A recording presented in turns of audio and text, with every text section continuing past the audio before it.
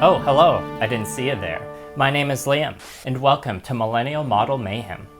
Today I'm doing another project revitalization like I did with the Shimazu Astre last February in 2023.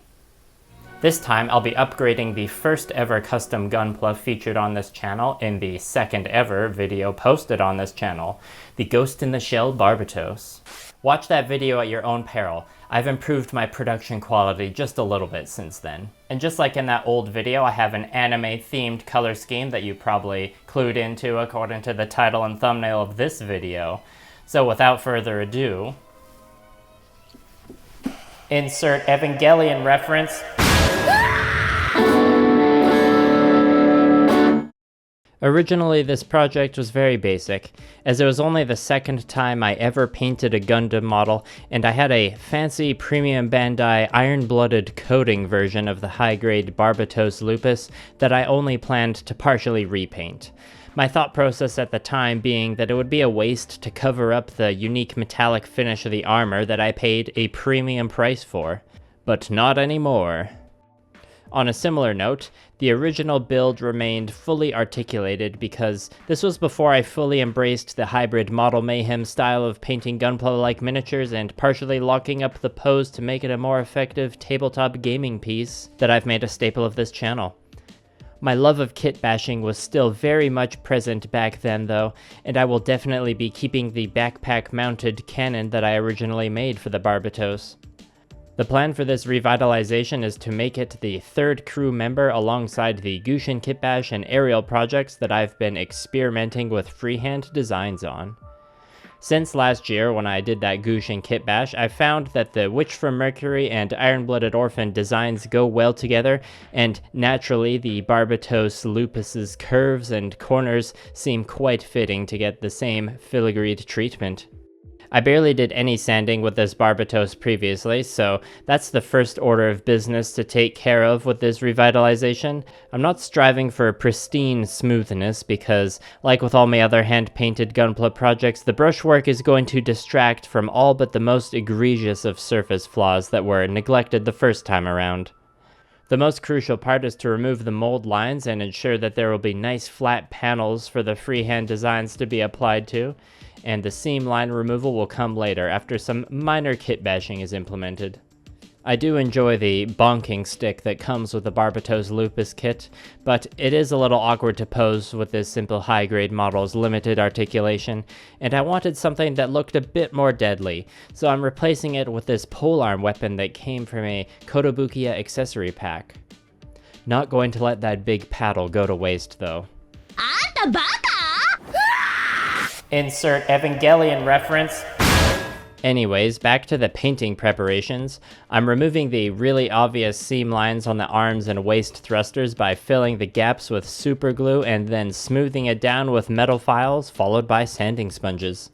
If you're wondering why I'm using super glue and not the plastic cement that's typically more popular with Gunpla modelers, it's basically just because it cures faster. It still needs some time to fully harden though, so while I wait for that, there are a few minor modifications to make. The new weapon I'm swapping in requires just a little bit of modification to get to what I feel is the appropriate level of deadliness. And for me, this is completed upon adding this spike into the empty area between the two blades. Next, I'm splitting the waist flat because it's a modification that's just too easy not to implement. And lastly, for some additional kit bashing, I'm taking this leftover arm piece from the high-grade Astaroth with a couple other small bits, and adding them to the backpack so that it looks like it has an actual power source for the ranged weapon created for the original build. The end result here has less articulation, but I think the trade-off is worth it to have a more believable energy weapons system. Speaking of articulation, after using the hobby knife files and sanding sponges to finish removing those seam lines, it's time to partially lock some moving parts of the model in place like I've done with all my tabletop gaming customized Gunpla models. And if you're new here, the primary reasons that I do this, other than being an avid wargamer that has painted many miniatures before picking up Gunpla, is for easier handling when being used in model-agnostic tabletop wargames, such as Gamma Wolves. Just try to imagine efficiently moving the model across a battlefield on a circular base while it's not actually attached. It would be a lot more frustrating. Furthermore, the acrylic paints I use for my hand painting techniques are a lot more fragile than the typical lacquer and enamels traditionally used with Gunpla, so I want to reduce the amount of areas that could potentially rub against one another, as the weaker paint has a higher chance of being damaged. With all that said, I still try and keep some lower risk areas articulated, as even just being able to move the head can make a big difference when it comes to posing for photos. Also, painting as sub-assemblies makes reaching certain areas much easier, especially with the freehand work I'm planning to do.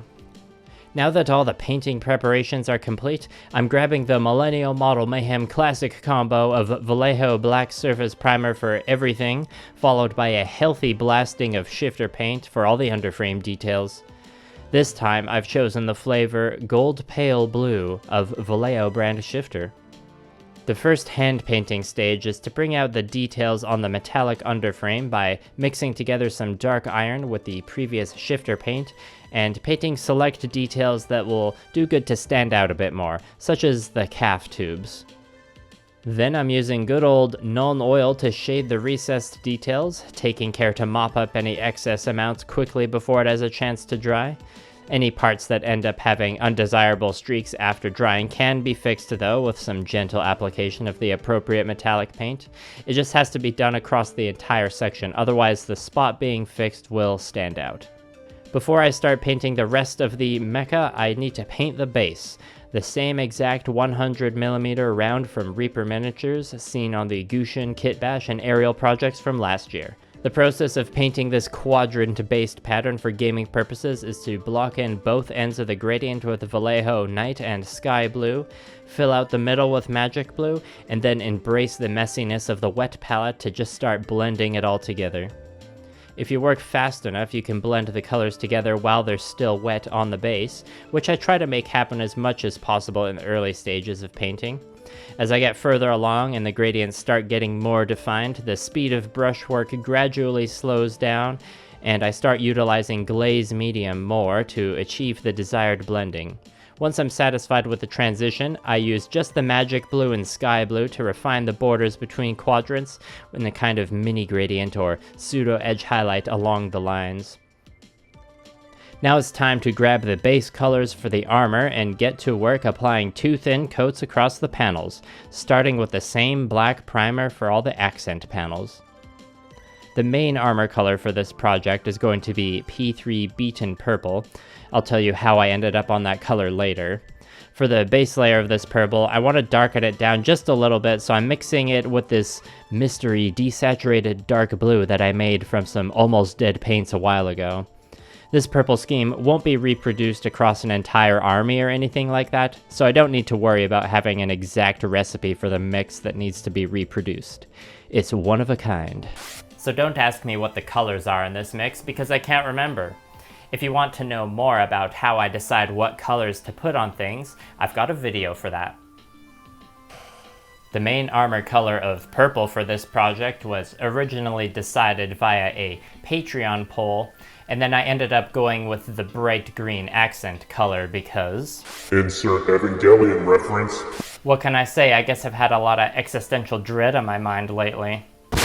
Speaking of Patreon polls, if you've enjoyed this video so far and would like to support my work, consider making a donation at patreon.com/millennialmodelmayhem. Doing so will get you some exclusive benefits such as polls, early access, behind-the-scenes updates, and more. You could even consider joining the Mayhem Machines with Moosepelheim, or the ranks of the Gogg hand with TsukasaWM, Janel, and Country Fried Minis. The final base color to apply is neon green for the glowing bits and weapon, which starts with mixing old game color livery green with old Citadel Dark Angels green. I noticed right after the airbrushing stage that my seam line removal from earlier wasn't entirely seamless, so I'm using some putty before painting further to just give those missed areas a quick filling and light sanding. I was waiting to do this because I wanted to see where I could strategically place the black armor panels to better hide the flaws. This was most critical for the arms. Also, sometimes I block in the base colors and then change my mind about certain color placements, so I wanted to be sure I was okay with the blocking before cleaning up the surface. Next step in the brushwork is the initial edge highlighting, starting with the purple. I am yet again using a mystery leftover paint mix, this one I like to call Strawberry Cream. I'm mixing it with the beaten purple and grabbing the largest brush I think I can get away with using for these first highlights.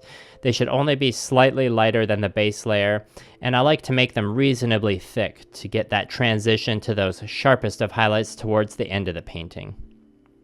After the purple edge highlighting, I move on to the black, which is done with the same reliable mix I used on its crew members, starting with a roughly 50-50 mix of P3 Ironhull Gray and that same black primer.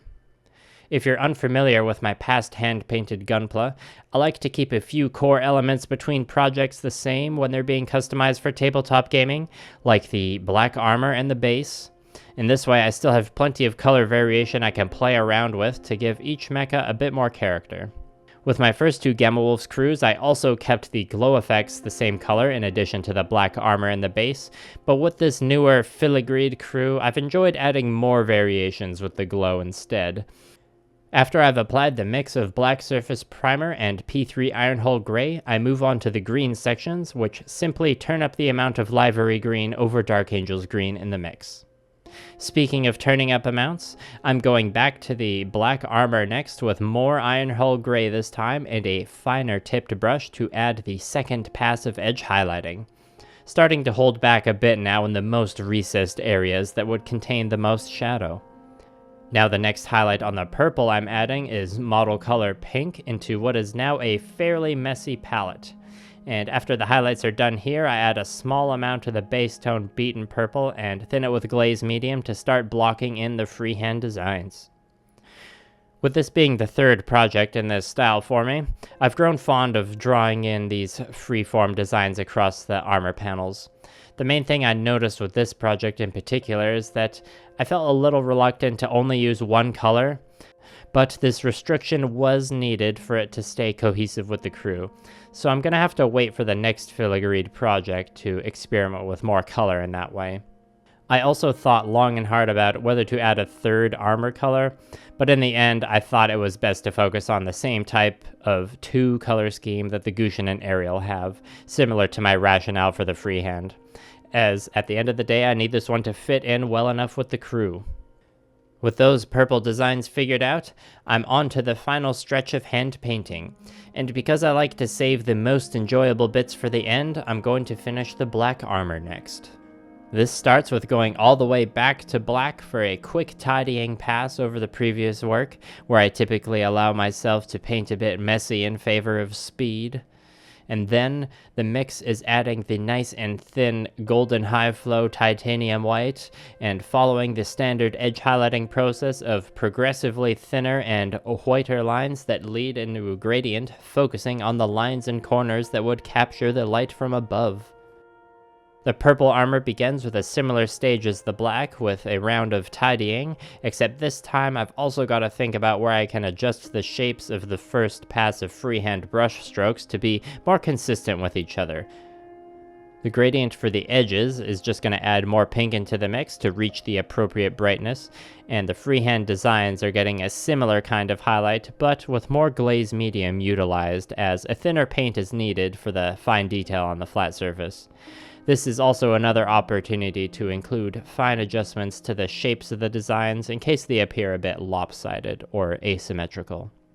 As is tradition with my custom tabletop Gunpla projects, I have a fictional pilot in mind to take this purple mecha to the battlefield, and you know it's gotta be our boy Shinji Ikari-kun. Fun fact. At one point, I showed work-in-progress photos of this to one of my local plastic merchants, and they said, "This is the Ava version we probably get if the main protagonist, or director, has an anger management problem instead of major depression." In case you haven't heard, Evangelion is a great anime that you should definitely check out. You've probably heard of it, though. Evangelion references aside, I do have the proper loadout written up for this mecha to be played in my agnostic tabletop game of choice, which is of course Gamma Wolves by Ash Barker. But before I show you that, there is one last stage of hand painting to take care of after finishing this purple freehand. During the final stage of painting, I'm adding titanium white and glaze medium to the mix of green paints in order to finish the glowing effects and weapons.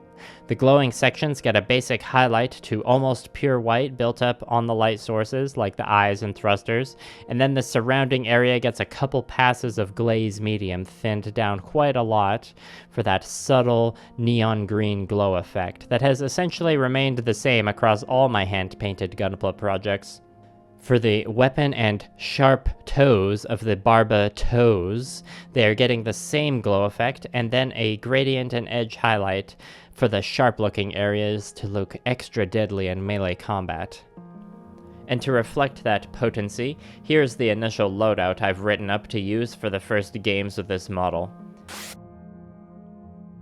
Once all the green sections are finished, with some carefully applied superglue, I attach the combined legs and waist sections to the base, and then skewer everything down one last time for the good old airbrushed finish of 2 coats of thinned down anti-shine matte varnish from the army painter.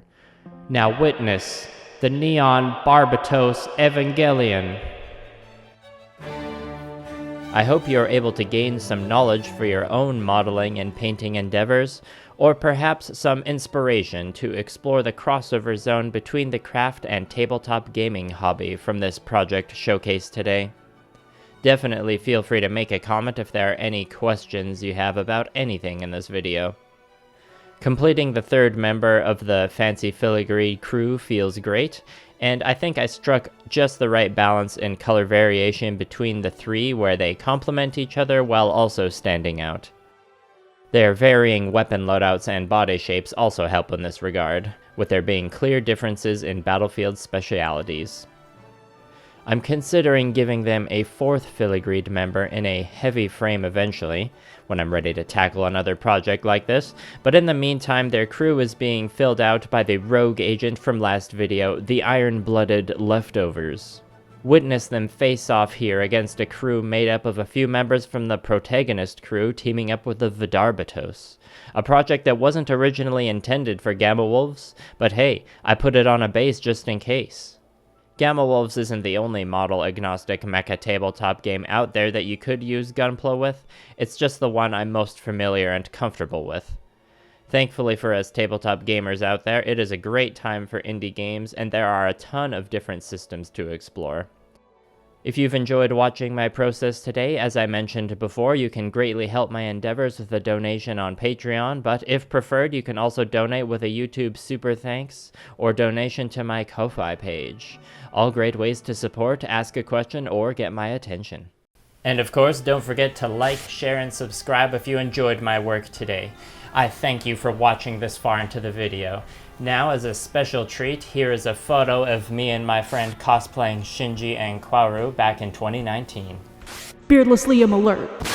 Kono jikai mo sabusu shichao wa yo. Misato best girl.